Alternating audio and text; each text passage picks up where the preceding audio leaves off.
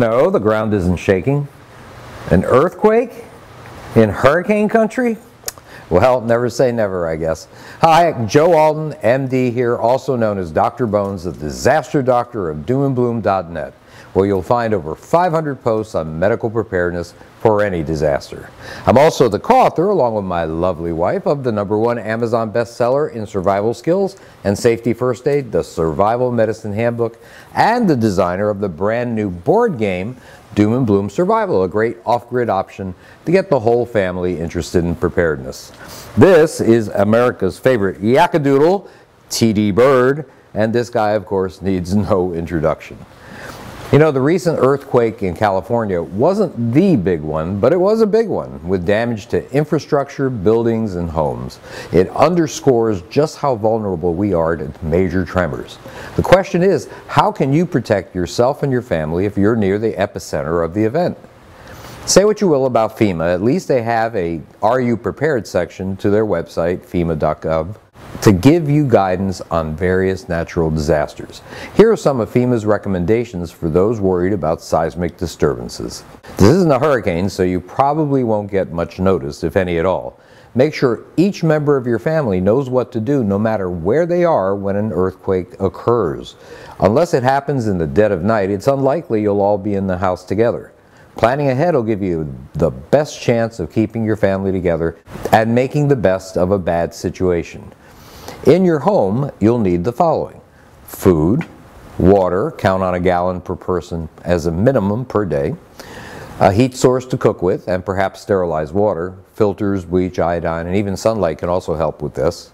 Medical supplies, specifically supplies that help treat traumatic injuries, fire extinguishers, flashlights, a portable radio, extra batteries, blankets, shoes, clothes, and money. Have some cash. Don't count on credit or debit cards being good if the power's down. And an adjustable wrench to turn off gas or water if necessary. Figure out where you'll meet when the tremors start. Find out the school system's plan for earthquakes so you'll know where to find your kids. This is the time to really get that get-home bag put together. Some food, liquids, a pair of sturdy, comfortable shoes. I think those are the very minimum. Especially important to know is where your gas, electric, and water main shutoffs are. Make sure the family members have an idea of how to turn them off if there's a leak or an electrical short. Know where the nearest medical facility is, but also make sure you've taken the Red Cross First Responder course. EMTs are going to have their hands full. They may not get to you quickly. Considering how little warning you're likely to have, it's important to think about what you can do to minimize damage and injuries. Some simple planning can make a big difference. Look around your house for fixtures like chandeliers or bookcases that may not be stable enough to withstand an earthquake.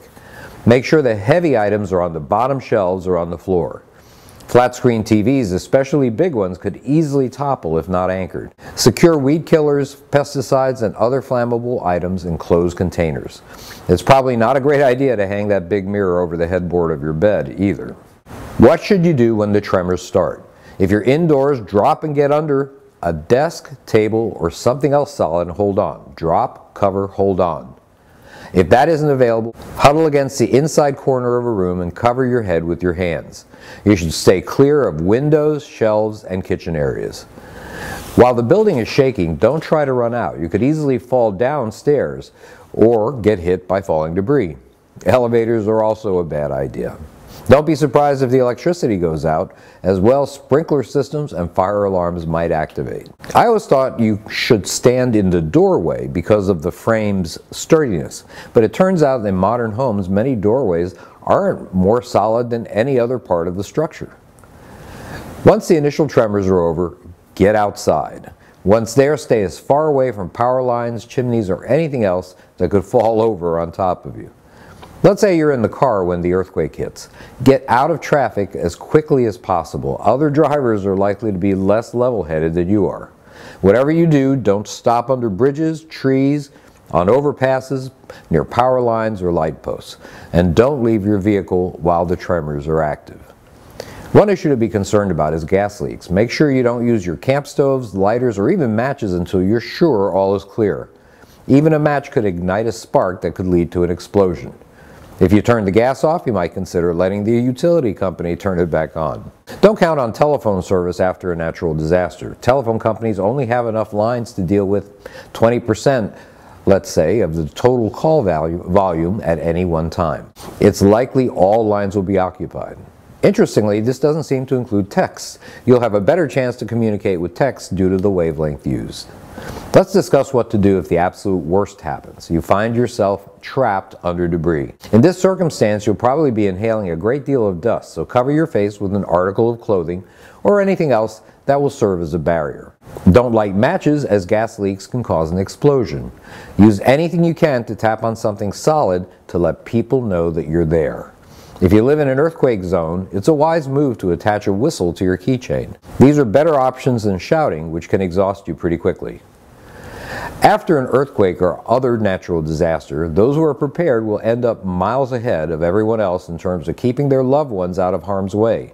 Put a plan together, get your family on the same page, your supplies stored up, and if you can do this, you'll keep it together, even if everything else falls apart. This has been Joe Alden, MD, that old Dr. Bones, wishing you the best of health in good times or bad. Hey, are you ready to deal with medical issues in times of trouble? Check out our Survival Medicine Handbook on Amazon.com and our medical kits at store.doomandbloom.net. Thanks for watching.